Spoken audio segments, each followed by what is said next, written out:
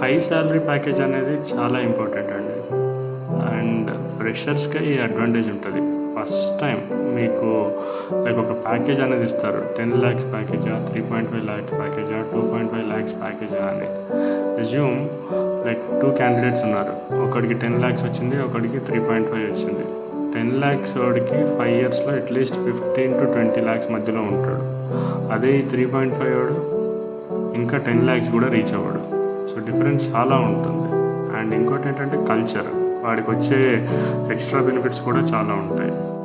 And ఫ్రెషర్స్కి ఉండే advantage ఏంటంటే like వాళ్ళ స్కిల్స్ని, వాళ్ళ నాలెడ్జ్ని, వాళ్ళ సబ్జెక్ట్ నాలెడ్జ్ని, వాళ్ళ బిహేవియర్ని బట్టే ఇస్తారు. అదే మీకు ఎక్స్పీరియన్స్ అయిపోయింది అనుకోండి, ఓన్లీ మీ ప్రీవియస్ ఎక్స్పీరియన్స్ని బట్టి కొద్ది గొప్ప హైక్ ఇస్తారు, కానీ స్పెషల్గా ప్యాకేజ్ అనేది ఇవ్వరు.